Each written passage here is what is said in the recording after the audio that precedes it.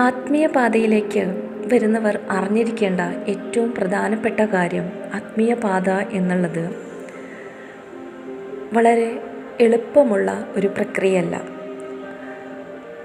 അത് ഒരു വ്യക്തി നേരിടേണ്ടി വരുന്ന വെല്ലുവിളികളും പരീക്ഷണങ്ങളും അങ്ങേയറ്റം കഠിനമായിരിക്കും. പലപ്പോഴും ലൗകിക ജീവിതത്തിലെ സാധാരണ ജീവിതത്തേക്കാൾ അതികഠിനമായിരിക്കും, തീക്ഷ്ണമായിരിക്കും. അതിന് പല കാരണങ്ങളും ഉണ്ടായിരിക്കും. ഒന്നാമത്തെ കാരണം, നമ്മളുടെ കർമ്മ വളരെ വേഗത്തിൽ, ഒരു സാധാരണ മനുഷ്യൻ പല ജന്മങ്ങൾ കൊണ്ട് അനുഭവിച്ചു തീർക്കേണ്ട കർമ്മങ്ങൾ ഒരൊറ്റ ജന്മത്തിൽ അനുഭവിക്കുമ്പോൾ ഉണ്ടാകുന്ന അതികഠിനമായ ഒരു പരീക്ഷണ ഘട്ടമാണ് അനുഭവിക്കേണ്ടി വരിക.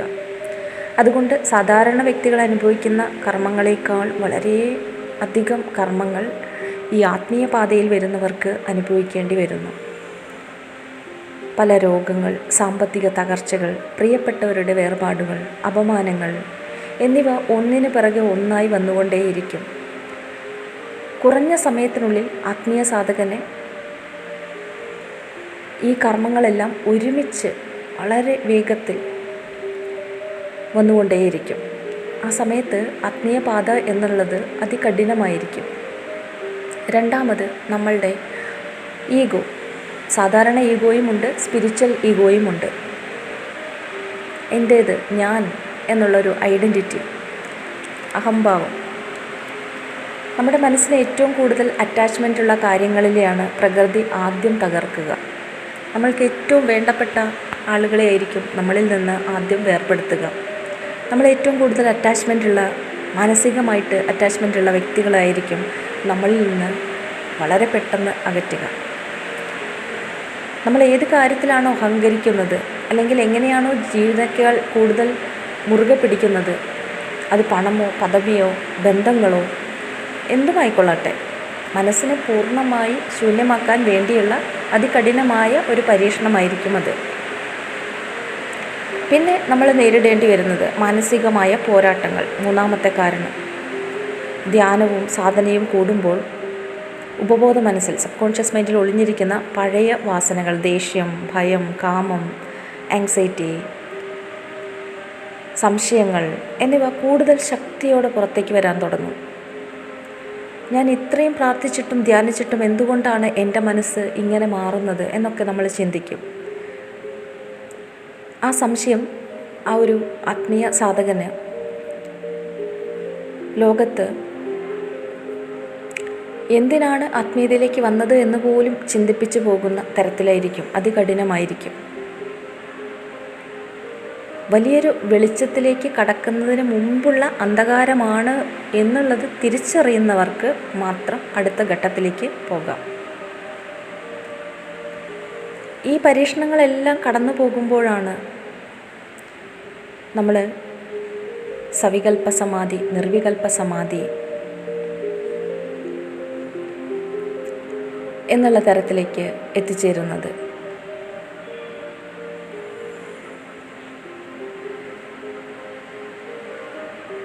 സവികൽപ്പ സമാധി എന്ന് പറയുമ്പോൾ നമ്മൾ ധ്യാനം ചെയ്യുന്നു എന്നുള്ളത് നമുക്ക് സ്വയം ഉള്ളിൽ ബോധമുണ്ടായിരിക്കും. ഒരു ഈശ്വര രൂപം, സങ്കല്പം നമ്മളുടെ മനസ്സിൽ ഉണ്ടായിരിക്കും, ദ്വൈതഭാവമുണ്ടായിരിക്കും. നിർവികൽപ്പ സമാധി എന്ന് പറയുമ്പോൾ ധ്യാനിക്കുന്ന ആളും ധ്യാന വിഷയവും തമ്മിലുള്ള വ്യത്യാസമില്ലാതാകും. രണ്ടും ഒന്നായി, വൺനെസ്, ചിന്തകളോ ശരീരബോധമോ സമയബോധമോ ഉണ്ടാകില്ല. ആ ഒരു അവസ്ഥയിലായിരിക്കും നിർവികൽപ്പ സമാധി. ശുദ്ധമായ ആനന്ദം, അതായിരിക്കും നിർവികൽപ്പ സമാധി അനുഭവിക്കുന്ന ഒരു സാധകന്. സഹജ സമാധി എന്നുള്ളത് സ്വാഭാവികമായ സമാധിയാണ്. നിർവികൽപ്പ സമാധിയിലൂടെ ലഭിച്ച ആ പരമമായ ശാന്തി ദൈനംദിന ജീവിതത്തിലെ എല്ലാ പ്രവൃത്തികൾക്കും ഇടയിലും നമ്മൾ നടക്കുമ്പോഴും സംസാരിക്കുമ്പോഴും ഒക്കെ നിലനിർത്താൻ കഴിയുന്ന ജീവൻ മുക്തൻ്റെ അവസ്ഥയാണിത്. അപ്പോൾ എല്ലാത്തിനോടും ഒരു ഡിറ്റാച്ച്മെൻറ്റ്, എല്ലാത്തിനെയും കൂടുതൽ മനോഹരമായി കാണാനും ജഡ്ജ്മെൻ്റ് ഇല്ലാതെ എല്ലാത്തിനെയും അനുഭവിക്കാനും കഴിയുന്നൊരവസ്ഥയാണ് സഹജ സമാധി എന്ന് പറയുന്നത്. ലയസമാധി എന്ന് പറയുന്ന മറ്റൊന്നുണ്ട്. അത് നമ്മളുടെ ഉള്ളിൽ തന്നെ കേൾക്കുന്ന നാദം, ഓങ്കാരനാദമോ അല്ലെങ്കിൽ അനാഹത നാദമോ, എന്തെങ്കിലും ആ ഒരു ശരീരത്തിൻ്റെ എനർജിയുടെ ആ ഒരു ശബ്ദം അതിലേക്ക് ലയിച്ച്, അല്ലെങ്കിൽ ശ്വാസത്തെയോ ചിന്തകളിലേക്കോ ലയിച്ചുകൊണ്ട് താൽക്കാലികമായി നമ്മൾ ഒരു അഹംഭാവത്തെ ഇല്ലാതാക്കുന്ന, ചിന്തകളെ ഇല്ലാതാക്കുന്ന ഒരവസ്ഥ ലയസമാധി എന്ന് പറയാം. ജീവസമാധി എന്ന് പറയുമ്പോൾ ജീവനോടെ ഇരിക്കുമ്പോൾ തന്നെ ഒരു യോഗി അതികഠിനമായ പരീക്ഷണങ്ങളിലൂടെ കടന്നു പോയിക്കൊണ്ടിരിക്കുമ്പോൾ ഏതെങ്കിലും ഒരു ഗുഹയിലോ ഒറ്റപ്പെട്ട സ്ഥലങ്ങളിലോ ഇരുന്നു കൊണ്ട് ശരീരത്തിൻ്റെ ബാഹ്യചലനങ്ങളെ നിർത്തുന്ന പ്രക്രിയയാണിത്. അത് ചിലപ്പോൾ ജീവൻ തിരിച്ച് വരാം, ചിലപ്പോൾ ശരീരം വിട്ട് പോകാനും കാരണമാകാം. ആ ജീവസമാധി നടത്തുന്ന ആ ഒരു യോഗി ആയിരക്കണക്കിന് വർഷങ്ങളോളം അവിടെ തന്നെ ആ ജീവസമാധി ആ സ്ഥലത്ത് ഒരു എനർജി കേന്ദ്രമായി തന്നെ പ്രവർത്തിക്കും. ഡിവൈൻ എനർജി ആ ജനങ്ങളിലേക്ക് എത്തിക്കാൻ സഹായിക്കുന്നു. മഹാസമാധി പൂർണ്ണബോധത്തോടെ സ്വയമേധ ഭൗതിക ശരീരം ഉപേക്ഷിക്കുന്ന ഒരു പ്രക്രിയയാണ്.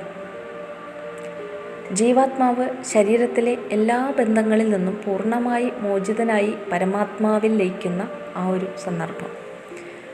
മഹാസമാധി എന്ന് പറയുമ്പോൾ അവിടെ ശരീരം ഉപേക്ഷിച്ചാണ് പോകുന്നത്.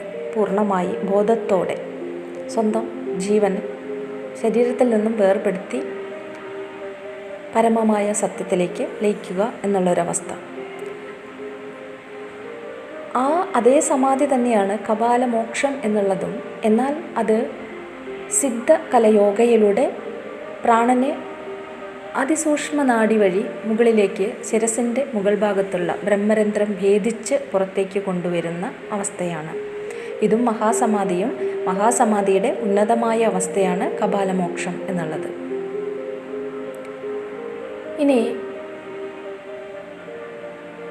നമ്മൾ ഏറ്റവും കൂടുതൽ സിദ്ധയോഗികൾ ഉന്നതമെന്ന് കരുതപ്പെടുന്ന മറ്റൊരു സമാധിയാണ് സ്വരൂപ സമാധി. സ്വരൂപ സമാധി എന്ന് പറയുമ്പോൾ കപാലമോക്ഷത്തിലൊക്കെ മരണം സംഭവിക്കുന്നു. സ്വരൂപ സമാധിയിൽ മരണത്തെ പൂർണ്ണമായി ജയിക്കുന്നു. അതായത് ശരീരം വെളിച്ചമായി മാറ്റുന്ന ഒരു പ്രക്രിയയാണ്. സ്വരൂപ സമാധി പ്രാപിച്ച ഒരു സിദ്ധന് പ്രപഞ്ചത്തിലെവിടെയും പ്രകാശരൂപത്തിലും ഭൗതിക ശരീര രൂപത്തിലും സഞ്ചരിക്കാൻ സാധിക്കും. അതുകൊണ്ട് ഏറ്റവും ഉന്നതമെന്ന് കണക്കാക്കപ്പെടുന്നത് സ്വരൂപ സമാധിയാണ്. ഈ പ്രപഞ്ചത്തിൻ്റെ നന്മയ്ക്കായിട്ട്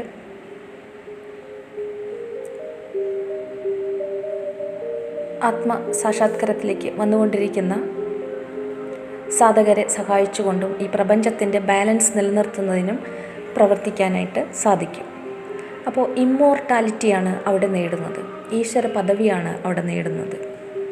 അപ്പോൾ സ്വരൂപ സമാധി സിദ്ധിച്ച ഒരു യോഗിക്ക് തൻ്റെ ഭൗതിക ശരീരത്തെ നിഴലില്ലാതെ പ്രപഞ്ചത്തിലൂടെ സഞ്ചരിപ്പിക്കാൻ സാധിക്കും. അതേപോലെ പ്രകാശരൂപത്തിലും എപ്പോൾ വേണമെങ്കിലും വരാനും അപ്രത്യക്ഷമാകാനും സാധിക്കും. എന്നാൽ കപാലമോക്ഷം അഥവാ ജീവസമാധി അഥവാ മഹാസമാധി, ഈ സമാധിയിലൊക്കെ നമ്മൾക്ക് ശരീരത്തെ ഉപേക്ഷിച്ചാണ് പോകുന്നത്. സ്വരൂപ സമാധിയിൽ ശരീരം പൂർണ്ണമായ ബോധമുള്ള പ്രകാശമായി മാറ്റിക്കൊണ്ട്, ജ്ഞാനപ്രകാശമായി മാറ്റിക്കൊണ്ടാണ് മാറുന്നത്. അപ്പോൾ സ്വരൂപ സമാധിയാണ് ഏറ്റവും ശ്രേഷ്ഠമായിട്ടുള്ള സമാധി.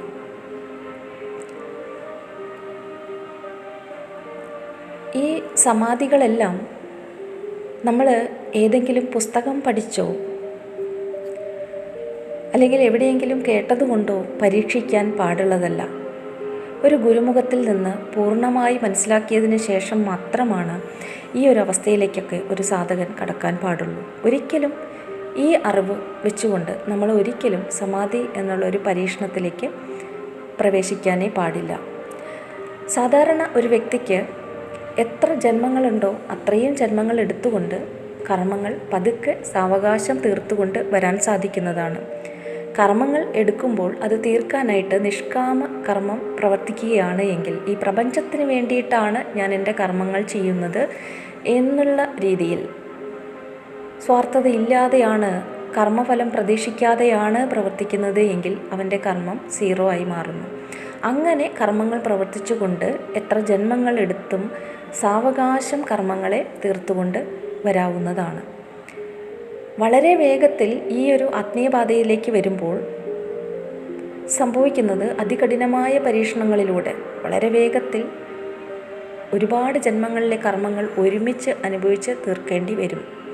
അതുകൊണ്ട് തന്നെ ആത്മീയപാത തിരഞ്ഞെടുക്കുമ്പോൾ നമ്മൾ ചിന്തിക്കേണ്ട ഒരു കാര്യം, ഞാൻ എൻ്റെ മനസ്സമാധാനത്തിന് വേണ്ടിയോ എൻ്റെ സന്തോഷത്തിന് വേണ്ടിയോ മാത്രമായിരിക്കരുത് ഇത് തിരഞ്ഞെടുക്കേണ്ടത്. പൂർണ്ണമായ ഒരു ലയനം മനസ്സിന് ഉണ്ടെങ്കിൽ മാത്രമാണ് ഇതിനെ തിരഞ്ഞെടുക്കേണ്ട കാര്യമുള്ളൂ. അല്ലാത്തവർക്ക് സാധാരണ ലൗകിക ജീവിതം നയിക്കുകയും അല്പം മനസ്സമാധാനത്തിന് ആവശ്യമായിട്ടുള്ള ധ്യാനം, മെഡിറ്റേഷനൊക്കെ ചെയ്ത് മനസ്സിനെ മാത്രം സന്തുലിതാവസ്ഥയിൽ നിലനിർത്തി ലൗകിക ജീവിതം നയിച്ചുകൊണ്ട് പോകാവുന്നതാണ്. സമാധി എന്നുള്ളൊരു അവസ്ഥയിലേക്കൊക്കെ സാധാരണ മനുഷ്യർക്ക് വരേണ്ട യാതൊരു കാര്യവുമില്ല. അപ്പോൾ അതിലേക്ക് എത്തിപ്പെടുമ്പോൾ നമ്മളുടെ കർമ്മങ്ങളും നമ്മളുടെ കടമകളും എല്ലാം തീർന്നതിന് ശേഷം മാത്രമാണ് ഒരു യോഗി ഈ സമാധി അവസ്ഥയിലേക്കൊക്കെ പ്രവേശിക്കുന്നത്. അതുകൊണ്ട് ഇപ്പോഴേ ആത്മീയപാതയിൽ എത്തുന്നവർ ഈ സമാധിയെക്കുറിച്ച് പഠിക്കേണ്ട, അറിയേണ്ട കാര്യങ്ങളില്ല. എങ്കിലും എന്താണ് എന്ന് അന്വേഷകർക്ക് വേണ്ടി മാത്രം ഇത്രയും കാര്യങ്ങൾ പറഞ്ഞു എന്നതേ ഉള്ളൂ.